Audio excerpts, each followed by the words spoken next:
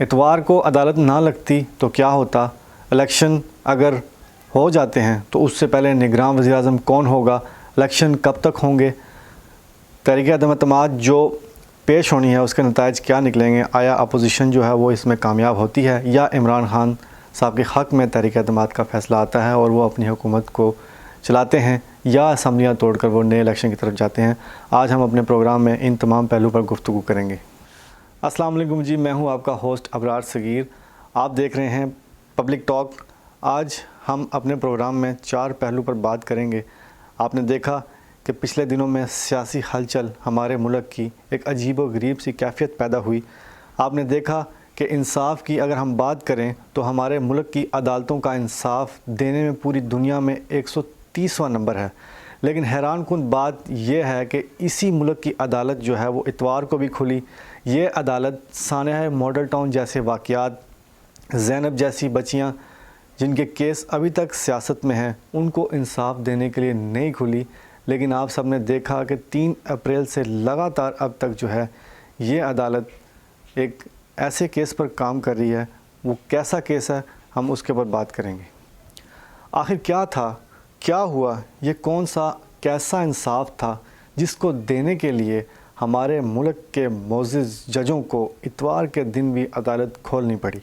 اب سوال یہ ہے کہ اگر یہ عدالت نہ کھلتی تو کیا ہوتا؟ تو ہوتا یوں کہ گلی گلی ہر چوراہے پر عدالت لگتی، لوگ ایک دوسرے کے دست و گریباں ہوتے، حالات کشیدگی کی طرف بھی جا سکتے تھے، ملک جو ہے وہ کسی بھی سانحے کی طرف جا سکتا تھا۔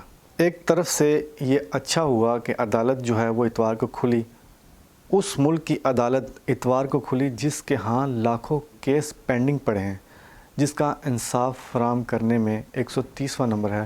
اب الیکشن کب ہوں گے؟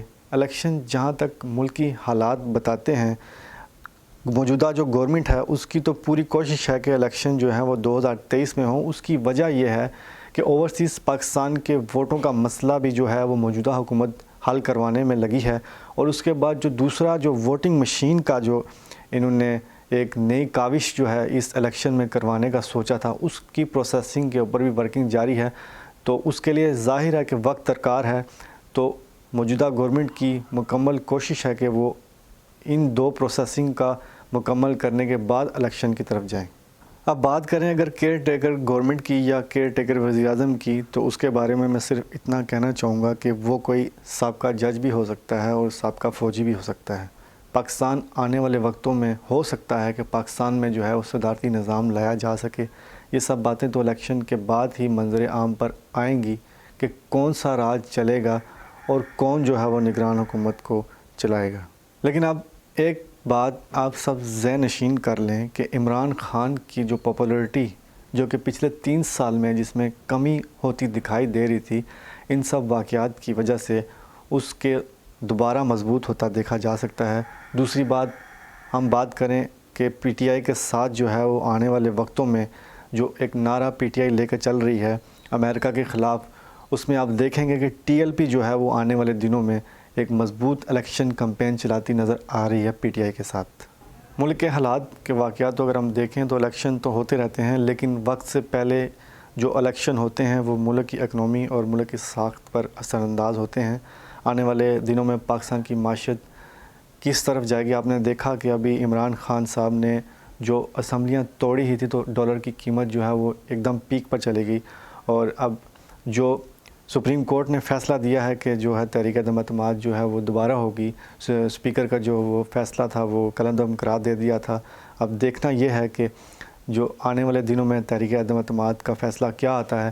آیا شہباز شریف صاحب جو ہیں وہ پرائم منسٹر بنیں گے یا عمران خان صاحب جو ہیں وہ اپنی گورنمنٹ کنٹینیو کریں گے تحریک عدم اعتماد حق میں آنے کے بعد، یا عمران خان صاحب اسمبلیاں توڑیں گے، یا پھر عمران خان کی جو گورنمنٹ ہے، جو عمران خان کے وزراء ہیں، وہ استعفے دے کر ملک کی جو حالات اور واقعات ہیں ان کو کسی کشیدگی کی طرف لے کے جائیں گے۔ ایسی صورت میں اگر سول مارشل لا بھی لگتا ہے یا صدارتی نظام بھی آتا ہے تو ملک کی جو حالات ہیں وہ کس طرف جائیں گے، ملک کی معیشت جو ہے وہ کس طرف جائے گی، یہ تو آنے والے وقت بتائے گا۔ ہمارے پروگرام کو فیڈ بیک دیجیے گا کہ ملک کے جو حالات ہیں وہ اس وقت کس طرف جا رہے ہیں۔ اسی کے ساتھ اپنے میزبان ابرار کو دیجیے اجازت۔ اللہ حافظ۔